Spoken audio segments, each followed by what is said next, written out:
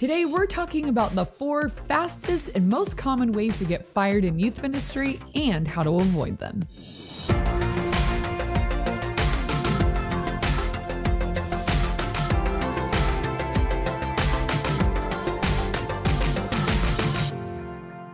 Hey guys, welcome to another episode of the Ministry Coach Podcast, where we bring you weekly tips and tactics to help you amplify the impact in your youth group. My name is Jeff Lascola. This is Kristen Lascola.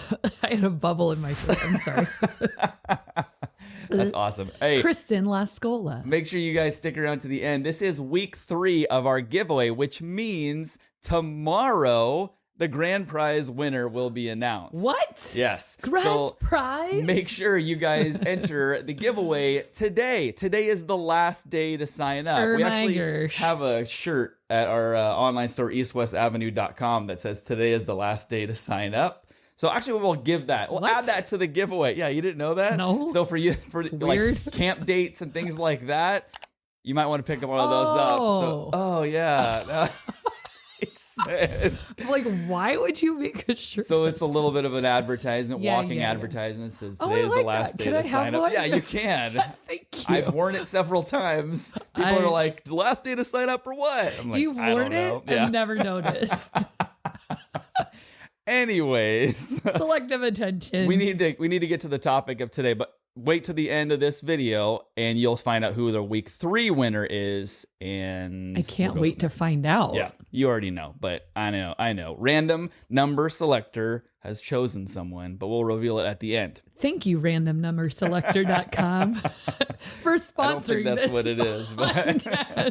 But if you are randomnumberselector.com and you'd like to sponsor this podcast, and if that URL is not taken, we may take it. Hey, we started off kind of odd today, but this is actually a pretty serious, somber, so stop laughing. Topic. No smiling. But this is all about how not to get fired in youth ministry. How not to get fired. Yeah. And I can't think of everything, so I'm only going to... So don't invent new things, but these are the main things. So we're going to give you 4, and then we're going to give you one more, which would be 5, but I'm not going to dive into 5 because 5 is going to scratch the surface, but I think I want to make 5 its own episode. Ooh. So technically you'll get 5 today, 1 little teaser, 1 for a new episode at the end. So how not to get fired in youth ministry. We're going to start with the heaviest. We're just going to get out of the way because I think this would probably be the most life-shattering of all of them because, there's a potential for you to lose your ministry. And with that bonus, you could also lose your family and you could also lose your children, relationship with them. You could lose a lot. And I think you guys know where I'm going with this one because the media or social media waves this flag a lot, and we've seen a lot fall for this one. So the number one way you're going to get fired in youth ministry, or any ministry for that matter, is for a moral failure. And we've seen all degrees of moral failure. So some of the bigger, more famous ones make headlines, at least in the Christian world, and even in the larger world. Yeah. We know of some churches and ministries going through. I saw Savannah Guthrie interviewing one of them on the Today Show. So, that's reached like a national world level. But then there's like the ones that have become famous in your town or famous in your circle. And it's like these every 6 months or something, we hear about a new moral failure in ministry. Now, I think we could do an episode on like how to moral failure proof, but for your ministry or whatever. But for this episode, we're going to just mention it of that is the number one way to lose your ministry. And what we're talking about with moral failure could be a lot of different things. And so it's like that idea of keeping your personal life in check because secret sin has the potential to affect your ministry. It has the potential to affect your church overall. And there's this really sobering message that Chris Brown, our senior pastor, reminds us very often as a staff. And it comes from Joshua 7. And I would encourage you to read just that whole chapter of Joshua 7. It's not very long. And you may have heard this story before. And it's the story of Achan. And Achan was part of the army, and they went in, and God was very clear that they weren't supposed to take any like silver, gold, or valuables, that those were to be consecrated to the Lord. Well, they weren't getting this victory. And Joshua was like, what's going on, God? Like, why did you like bring us here for defeat? Like, I'm confused. And Joshua falls on his face before God. Like, what is going on? We're failing. And God's like, get up. There is sin in the camp. And he's like, what? He's like, yeah, you guys are going to continue to fail, continue to be defeated, continue to lose ground and more casualties unless you take care of this sin. And Joshua was like, okay. So Joshua launches a little investigation to figure it out. Well, Achan comes forward and is like, yeah, you're right. I did it. And what Achan had done is taken silver, gold, and it said some fine garments. Maybe he loved clothes and a suit and tie. He just couldn't resist, and hides it under his tent. Yeah. And it's a pretty severe punishment. Like, they ended up stoning him and burning him and burying the bodies. And I think I'd have to go back and read the text exactly, but I think even like members of his family like went down with him. So I don't know if they were in on it, or like if they were part of the cover up or something like that. And so it is this very sobering, heavy message of like sin in the camp. And that's what Chris Brown calls it. He's like, when there is sin in the camp, because he's like, I don't know what's going on your computer. I don't know what's going on your phone. I don't know what's going on in your heart. What's buried underneath your tent that's going to take us all down. It's going to take, it took the army down in the sense that there were casualties and they weren't having victory, but it took Achan and his whole family down. And so it's like this metaphor. It's a real story, but we can take it as this metaphor of like sin in your camp is going to affect the church, the ministry, your team,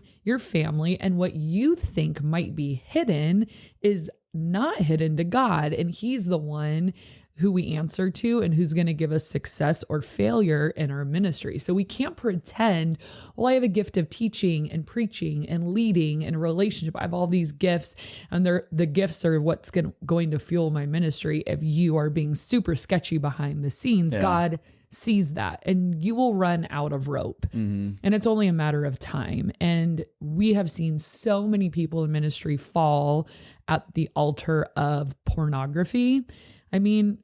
Everyone has a smartphone. It's the easiest thing in the world. And you can like split that hair of like, well, it's not like literally porn, but like there's so many scandalous accounts that it's like, you know what you're doing. Right. You know what I mean? And on most social platforms, it's sometimes even when you're not seeking it, it finds you. There's a lot of evil that permeates the internet and social media. Sure. And so you really have to watch yourself, what you click on, what you look at, what you're scrolling, or you're stopping your scroll. Don't even pause, because it calculates that pause. Right. And that's like, into your algorithm. You watch that for 2 seconds. I'm going to show you more of it. Yeah. Because if you're scroll.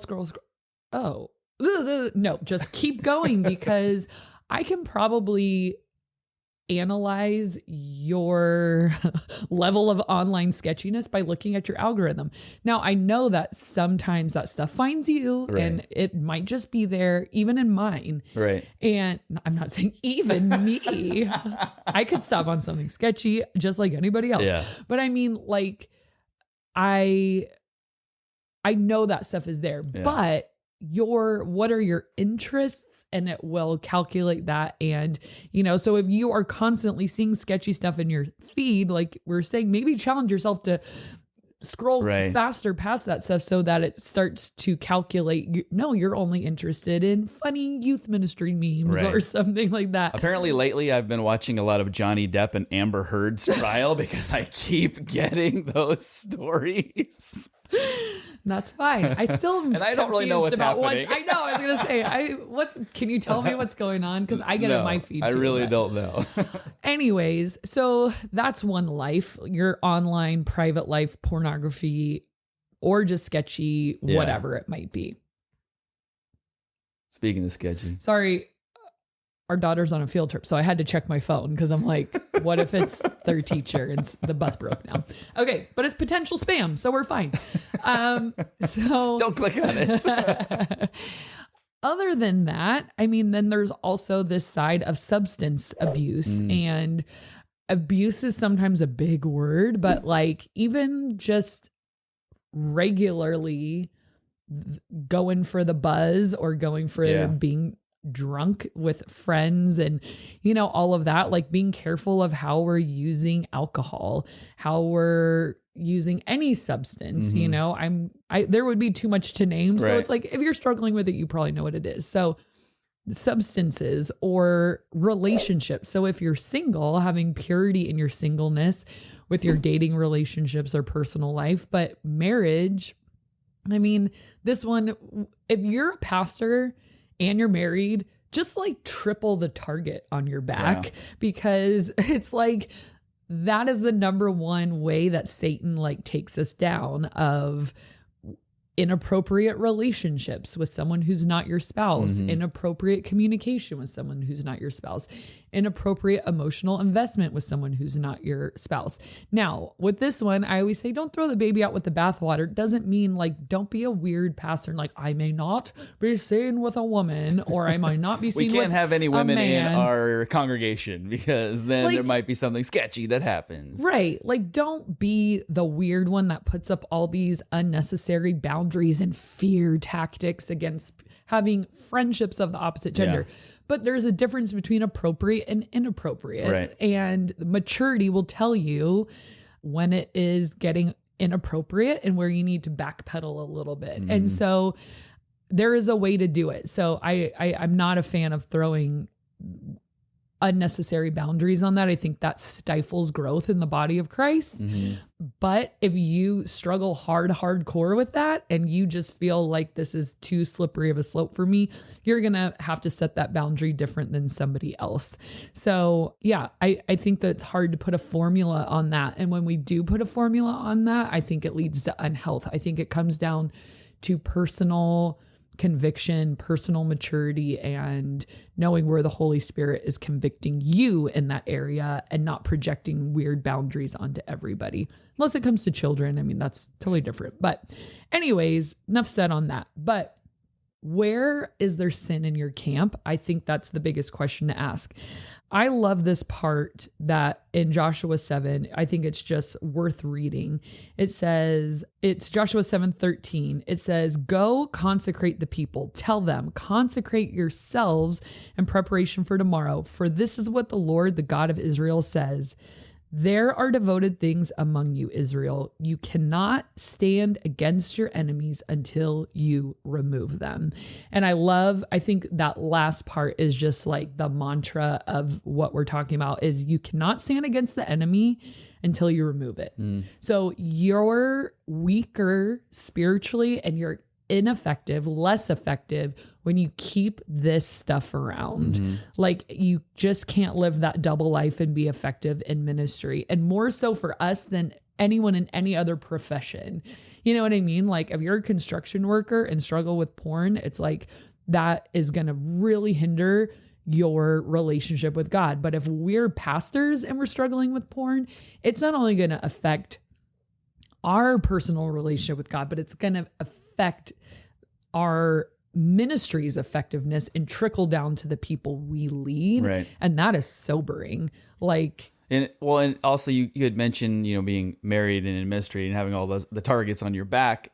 It's one of the, like you mentioned, the construction worker. If the construction worker were having an affair or looking at porn, he's not going to get fired. He's not going to get fired. And the other thing is, no one will probably ever find out. I mean, obviously with an affair, people around you would know. But in ministry, that target is huge on you. And also it like amplifies where if it gets found out that you're doing something like that, it's not just sweep it under the rug. No one knows, whatever. It's everybody knows. You're no longer at your job. And that's a big, where did so-and-so go? Right. So we work in there's other jobs that have a morality factor to it, but it's a small pool of jobs that your personal life will take you down in your professional life, and it's, like you said, And people might not even, they'll be like, oh yeah, bummer that you're getting a divorce, but we're going to get fired for it. And that goes with you. Influence. It doesn't mean like, well, I got fired here, I'll just go work at the church down the road. No, because they're going to want to know why were you no longer working at the other church? And even when it comes to financial integrity too, like we talk so much about like sexual purity and that's the thing, but don't forget about like, are you being sketchy with money? Are you being sketchy with like, you mean like with church money or your personal own money? You know what I mean? Like either one. Yeah. Either one. And again, we don't have to name it all because if you're the one struggling and being sketchy with your money, Right. So just all those areas, don't let any weird sin get into the camp. Okay. We took care of the hard one. Well, maybe I'm jumping ahead here, but talking about the camp, it also doesn't just mean you, it also means those leaders, volunteers like beneath you, beneath you sounds horrible, like, on your team, that if that sin is in the camp amongst, like in one of them, that also can look bad and affect you, because if you want to make sure you know what's going on in their lives. I see what you're saying. Like not only you as the ministry lead, but everyone on your team. Because they represent your ministry and they represent you. And the worst thing would be if you know and you don't bring it up to them or leadership or anything and deal with it, because there's a quote that says, the cover up sometimes is worse than the crime. And you look at things that have happened, for those of you Ohio State fans, Jim Tressel, many, many years ago, found out that one of his players was trading gear like football jerseys and things like that for tattoos, because NCAA rules, you're not allowed to like make money if you're under scholarship. Sounds dumb, and now players are getting paid, so it doesn't even matter. But he found out that one of his players was taking like jerseys or whatever, giving it to the tattoo artist in exchange for tattoos. You can't do that, and so he just tried to like, because it sounds like that's dumb. Like, what a minor thing. Yeah. And I think that's kind of how he approached it. And I love Jim Tressel, but it ended up getting found out that he knew he got fired. And that was it. Like one of the greatest coaches in Ohio State Buckeyes history gone because of something small like that. And this is actually much larger in terms of, immorality and things like that. But don't cover it up. You have to address it. You don't want to get taken down because of some sin in your camp. Yeah. Yeah, I'm glad you brought that up, because that like brings a challenge of knowing what is going on in your leader's life. Like, I've had to have talks about leaders about things they've been posting on social media, or when I had a feeling they might be living in sin with their boyfriend or girlfriend, or things like that. And those are like the hardest conversations, unless you just love confrontation. But it's just like, like this is so awkward. But you are the leader, and like you're saying, you have to take responsibility for the people that answer to you if you know something, and take care of it, because that's also sin in the camp. It might not be, and you could, like you're saying, you get fired for their sin. Right. Because you let that continue. Like you didn't say anything. You put children's lives in danger because, whatever it might have been. You don't want that on you and in your camp and in your church. Like it has to be addressed. Absolutely. Living above reproach goes for everybody. All right. Well, number 2, your job performance could get you fired in youth ministry. And there's some like little telltale signs that your job performance might not be going super well. And depending on how merciful of a senior pastor you have and how gracious, I've seen people be kept around for a long time and worked with and coached through some really bad job performance. And I've seen people get fired pretty quickly. Like, whoa, like, so we're done. That's it, and I'm not saying all where I work, just over the years. So here's some job performance red flags. Number 1, are your numbers dwindling? Now, there are seasons of growth, seasons of stagnation, seasons of COVID where everybody loses their youth ministry. Or like summer and like your numbers might dip, or it's ebb and flow. Yeah, there is that. But are your yearly numbers consistently trending down or consistently trending up?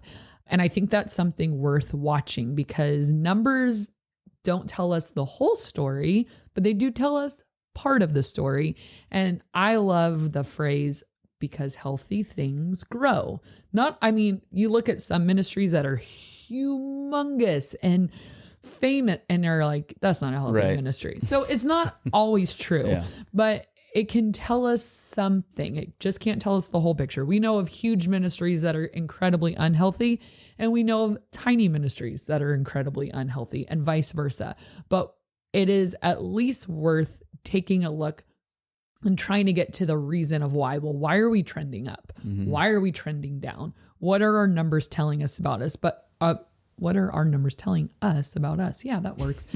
But like to your senior pastor, when he looks at those numbers, do you have reasons for the trend up or the trend down? Because it's pretty typical that they're going to look at your numbers. Yeah. So if you are continually trending down and people are leaving and good people are leaving your ministry, it might be telling a story that might not be good.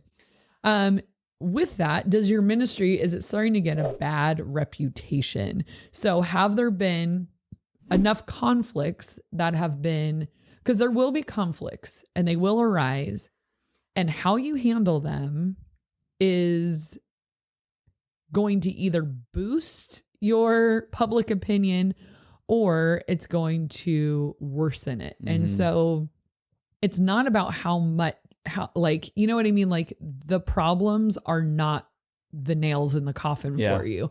It's handling them. Kind of like what you were saying. It's not about the crime, it's the cover up. So are you handling conflict really well? Can people know when something happens or when something goes wrong, they can trust you that you're going to take care of it in a really good way? Not like, well, they never called me back. I never got a phone call. And when something happens, I always say, beat them to the punch. Yeah. Like if I know something happened at youth group, I always try to make the first move. Like, hey, Johnny had a little incident last night. Did he come home and talk to you about it? Instead of waiting for them to get a hold of me. And if they get a hold of you, you better get back to them ASAP. If you put them off, oof, that is not good, especially in the middle of a problem. So what is your reputation like out there? If it's starting to trend down, again, be careful.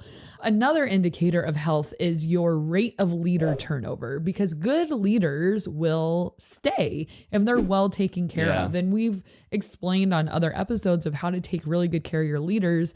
Do they feel well communicated with, well cared for? Do they feel equipped and prepared for what they have to do? Do they feel like you have their back when it comes to students and discipline?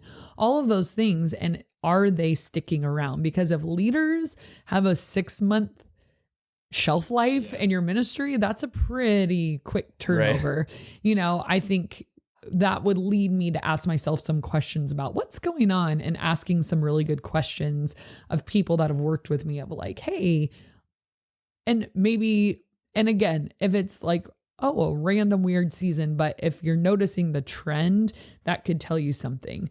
And then another way to get fired when it comes to your job performance is this overall sense that you are irresponsible. Meaning, are you flaky? Do you not do what you say you're going to do?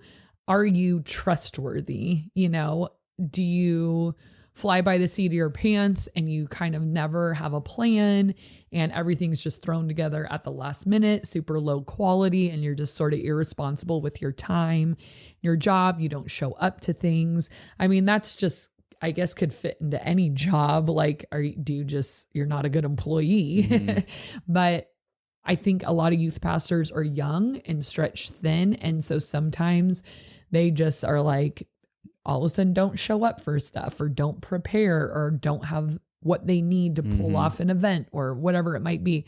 So just general irresponsibility and unpreparedness. Yeah, just because you are in charge of student ministries doesn't mean you need to act like a student. Yes, you're the adult. And then lastly on this one, of kind of on the coattails of what we just said, but not being able to be trusted. So, or like just this idea, does destruction follow wherever you go? Is it always a crisis? Is it always drama? Is there always a hint? Like after a while, it's like, where's the fire? Because there's all this smoke popping up all the time. Where's the fire? And like just not being able to get it together. And if you're struggling with that, maybe take a season and sit down with someone who's been in youth ministry for a while and say, I just can't seem to like get in a rhythm and make this happen. Can you give me some strategies of how to manage my time? How have you done it? You know, just so that you're not always feeling like you're scrambling. That's a great point, because it goes back to the first section about the secret sins. If there's stuff that you're struggling with, don't keep that a secret, like in terms of organization and, you know, trustworthy and all that stuff. Don't keep that a secret sin. I'm just going to deal with it on my own. I would say be a little bit transparent with that, with people in your life who, you know, can you get wise counsel from to help you through that. Right. Because I think as a tendency, human nature is like, I'll figure this out. Sure. And I don't want to let anybody know that I'm trying to figure this out, because I've got to have it all together. Social media teaches that, right? We all have to be perfect. Mm-hmm. And so be a little bit vulnerable and say, and that's almost one of those beat someone to the punch type things too. Go to your senior pastor and be like, hey, I'm struggling with this. I need your help. Mm-hmm. Because if you have a senior pastor that if you came to them and said that and they said, well, you're out of here, buddy, then they've got a problem. And I don't think you'd want to be there, because they should be like, okay, let me help you do this. Yeah. And you almost have like a little bit of a force field at that point where it's like, okay, I'm going to help you get through this. I'm going to help you be better. Good point. Well, and even as you're talking, it reminded me too, like, and maybe you aren't like gonna have an affair, but maybe your marriage is in shambles. And it's not because one of you is like wandering away, but your marriage, and this maybe is hard to put under the fireable thing. Maybe it is, but it'll take you down and out of ministry if you're just suffering through a marriage that sucks. Like something is going wrong, and maybe you think, no, like it doesn't matter, like we'll figure it out, like you were saying, but like just asking for help, like, hey, my marriage is not going well. Right. And I've seen churches say, okay, like let's set you up with free counseling in your marriage, you know, when you bring it up to them of like, just help me, you know, and they will. So don't just keep that to yourself if it's getting to the point where like your ministry, like you just feel exhausted, because it could take you down, even if it's not sin, you know, necessarily. So we should. So while I was talking, that's what you thought of. You said, well, you were just talking. I was thinking. Yeah, no, it's because of something you said. It probably was many things that I said in our marriage. No, I was kidding. At least I hope I'm kidding. I'll talk to you after class. Just kidding. Okay, number 3, and this is sort of a nod to what we talked about last week. And one way to get fired in youth ministry is just being a bad fit culturally for the church. Like sometimes, no matter how good, quote, good you are at your job, you're just in the wrong place and you guys will never mash up. I know that we talked last week about there's a lot of churches and they have their own vibe. You just might not be the right vibe or tempo for that setting. And you just can't, you might not be able to morph into the culture, and maybe you can. I don't know. It really depends. And hopefully that's something that would get figured out and weeded out in the interview process. And I would hope so, but I think sometimes like people can look like, oh my gosh, like you did this and we like you. And you know, like when you first meet someone, if they're charismatic, you just like them. Right. And then you like actually work with them and you're like, oh no, like what have we done? This isn't correct. And so you might just be a bad fit culturally, and churches have let people go just for that reason. Right. If they don't enjoy working with you, if you are just swimming kind of a different direction than they are, and that could be maybe a good thing or a bad thing. So it might be a good thing if their theology is weird and your theology, you're like, oh no, like we've really hit a impasse here because I believe scripture is saying this and you guys are promoting scripture saying this, and I don't think we can reconcile this. That's a cultural difference that you might not be able to bridge that gap. And so that's not like, oh, you're so bad you got fired. It might just be like, we got to part ways because I can't perpetuate what you're saying, and vice versa. Or you might have different values and different priorities of what's important in ministry. And that might be another impasse for you guys. There's some churches that are open to culture change. Like maybe they don't value student ministries a ton and they just wanted you to come in, watch the kids and they're never going to give you full time. They're never going to compensate you. They're never going to resource you. They may never even give you a budget. Support you. They're never going to give you a budget. Like it's just a cultural difference. You came in ready to like change lives and be supported and be a real part of the church. And maybe they're just like, that's not what they're looking for. So I mean, there could be certain things that are just an impasse for you guys. And actually number 5 is number 4 because my notes automatically numbered stuff for me and it was wrong. So number 4, and we're going to actually, because of time, I think make this into its own episode, but the number 4 way to get fired in youth ministry is your pride. And we're going to do a whole episode on pride and arrogance in youth ministry and how it can creep in and it can really get the best of us. And we're going to be, if you want to read ahead, some of it is going to come from Mark 12:38-40, where Jesus says, beware of the scribes and a warning against pride in ministry. And man, have we seen the arrogant get taken down. And the funny thing about pride is it's fireable, but it also might take you out of the game, like of your own volition of just like thinking you're better than where you are.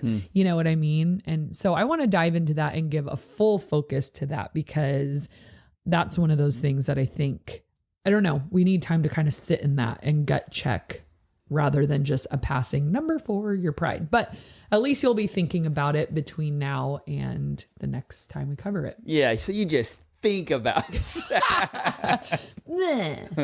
All right, let's do our giveaway. Week 3, and this is for a free Can Jam set. So I love Can Jam. I have never played it, but it looks like a lot of fun. Have you ever done anything, No, Jeff? no. Because everything we've done, I've never played Dare Throw Burrito. It's like, I live a very sheltered life. Live a little.